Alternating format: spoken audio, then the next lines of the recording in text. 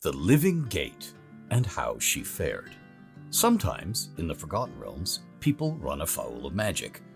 Well, actually, it happens a lot more than sometimes, but what I mean is, individuals who don't get blown up or turned to bleeding goats or hurled into splatting landings on nearby mountaintops, but folk who just get turned strange and have to live their lives with these differences. Not like liches or those who can use spells to take on disguises or grow temporary wings, but individuals who don't choose to have magic affect them, and likely can't control it. One of these is of particular interest to foremost scribes and fans of the realms, so let's find out more about her. Well met! Let us talk today of Silvaereene Tuchazssa, who was for more than a century, 1355 DR to 1482 DR, a concubine of Khalil in Belhar-e-Teshbur after he became a pasha in northeastern rural Kalimshan. And why do we care about her? Why direct attention to a household slave used as a playmate in bed? Well, because she was a living gate. A human who could, when she wanted to, embrace someone and become a portal that flung that person more than halfway across Faerun. A thankfully rare power in the realms, but one that many rulers came to covet. So, let's learn more. Sil, in everyday casual usage, was a tall, slender woman of Eluskan heritage. She had very pale skin, freckles, and thigh-length deep red flowing hair. Khalil captured her from pirates in the Lake of Steam in his adventuring youth. He convinced his father that to uphold the family honor, for he was an effeminate child and something of a disappointment to his warlike sire, he had to go adventuring for 3 summers and 3 winters. Sylvarin was at first just a bedmate, a means of convincing Khalil's father that his son, who preferred his own gender of bed and quiet studies and mastery of the arts to the sword and roistering, was a man after all. Her usual garb in the household was a lacy, translucent, ankle-length robe, worn open all down the front, sandals, painted toenails, and heavy blue-lid eyeshadow with dangling plain spar bone earrings, her only adornment. Khalil discovered that his misfit, standout concubine, for all the others his father gave him upon his return, were Kalishites, dark of skin and wavy jet black of hair, as well as a head shorter than quiet Sil, could read and write better than he could, and had a better head for figures and a grasp of margins and trade opportunities that far outstripped his father or anyone in his father's household. He kept quiet about this, but to prevent bullying of Sil, informed his parents that she was bound to him by the gods, essential to his good health and luck in some way neither he nor she understood. This was a fiction, but there was a truth about the binding. Silvarin so loved Khalil that she declared she wanted to be his forever, body and soul, and surrendered her true name to him, giving him utter control over her, which awed him, for he was already in love with her, but not wanting to admit it. She became not just his preferred bedmate, but his scribe, purse keeper, errand runner, and confidant, which soon grew into the role of secret advisor. She was the only person in the world Khalil trusted. As a concubine in the household, Sil was trained in the arts of loving, of styling hair and bathing and perfuming guests, of dancing and of playing the yarting and the hand harp. She was never very good at the dancing and the musicianship, but did her best. And as she was quiet and submissive, helping others gladly and taking her place behind and below all the Kalishite concubines with fond smiles and eagerness, the household soon accepted her. Silvarin revealed her life story to Khalil, but asked him to keep it as their shared secret, and he did so. Elminster learned it by mind-reading her, shared it with me, and I share it here now. Sil's tale. She was taken in childhood from she knows not where by slavers and sold to a household of male wizards who dwelt in a manor farm southeast of Arabar in the Vilhon Reach.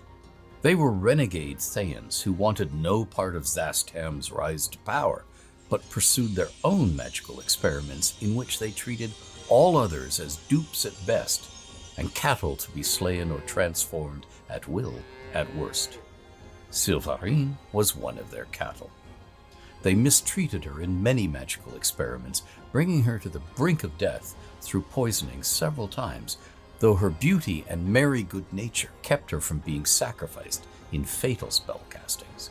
The wizards named her. Tuchazssa was their housekeeper, an older woman Syl superficially resembled, and eventually grew fond of her as if she was a favorite guardian dog. And one of the experiments they worked on her made her forever taller, thinner, and possessed of a unique power that tore apart in screaming agony some of their other test subjects. They made her midsection, from collarbones to knees, the location of a moving with her oval gate or portal that opened for the length of 2 of her breaths after she spread her arms wide and whispered a command word. Anyone within her arms or being tightly embraced by her was instantly teleported from wherever she was to the stone, which was a nondescript lump of granite the size of a small man's palm that they'd left in the barren, windswept heart of the Desert of Desolation, Roarin. So anyone transported there had to trek across miles and miles of barren desert to survive the experience, or, far more likely, perish in the merciless heat of the beating sun and become food for the ever-watchful vultures. Khalil could scarce believe what she told him of her power, but she promised to prove it to him if he ever gained the means of magically delivering them from likely death in the desert. He didn't take her up on this offer, as he figured there was no way to keep such an adventure secret from his father, and he wanted to keep his promise to Syl about secrecy. Becoming Pasha. Khalil's father, Balar, was a short, lusty, burly man given to heavy eating and drinking, who'd grown a paunch as big as the rest of him. When his beloved wife, Sulassa, died suddenly and unexpectedly of a fever, he took to really drinking and was rarely awake, let alone sober. He died half a year after his beloved Sulassa, and Khalil became Pasha, which sounds very simple, but what happened after Balar's death was that his ambitious younger brother, Nadimahar, arrived on horseback with a score of lance-wielding warriors, strode into the modest palace, and tried to become Pasha over Balar's dead body. And as he advanced on Balar, sword drawn, Syl stepped in front of her lover, slapped aside the sword, and embraced the astonished Nadimahar. A slave? A woman? Willingly getting in my way? And he was suddenly not there.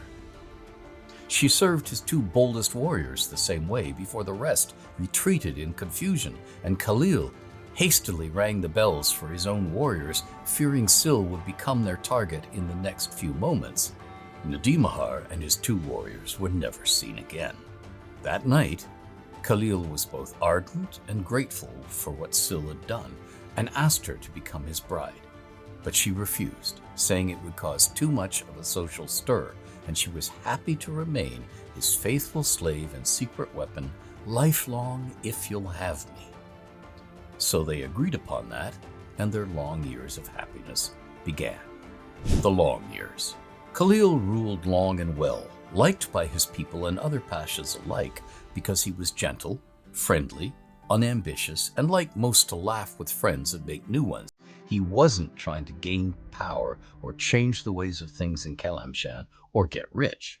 He did get very wealthy thanks to Syl's shrewd advice that made his backwater land a tolerant trade stop for outlanders traveling between Tethir and the Sword Coast and the border kingdoms in Lake Esteem. She advised him to police it so that everyone felt safe and thieving just wasn't worth it, and to build many inns that were clean and spacious and offered cheap hospitality. And thereby, Khalil's lands became a refuge for many unwelcome elsewhere. Syl's great dream was irrigation and good farming with orchards and forests. And though that's a slow dream, it shines brightly to this day, having outlived both of them. Down the years, Sil remained Pasha Khalil's secret weapon.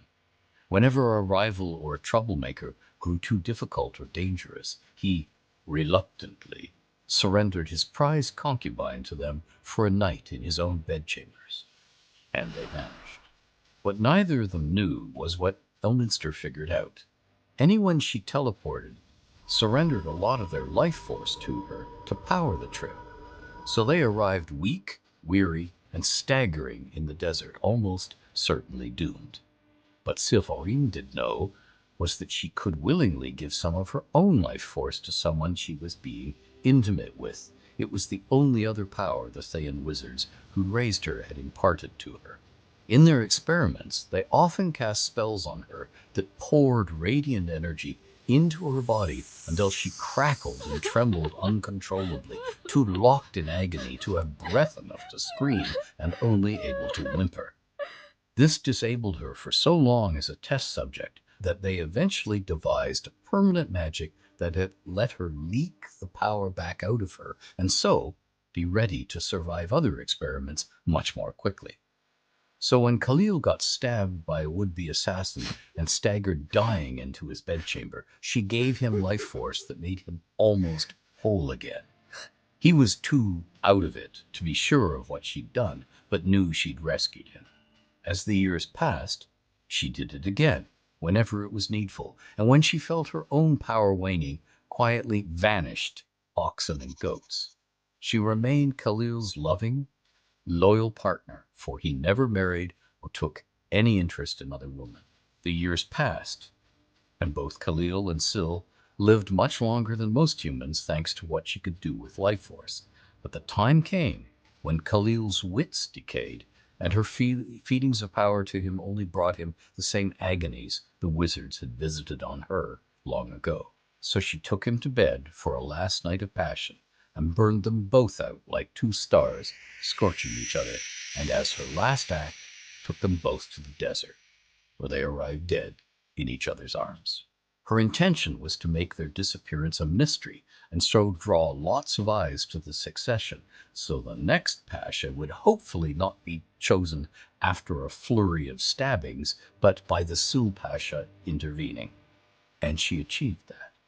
Elminster buried Silvarin and Khalil as they arrived, embracing, and marked the site with Khalil's sword. "Two lives well lived," he said to me. "Spread word." So I have. It's an old lesson. Leave the world better than you found it. Thank you, and realms forever. I love bringing the realms to you in these videos. I would love to go on doing it forever. And I can do these videos because of the support of fans of the realms who, like me, want to explore more about the realms. I'd love it if you became a patron on my Patreon, a protector of the realms, and together we can go on exploring the realms for years to come. Thank you.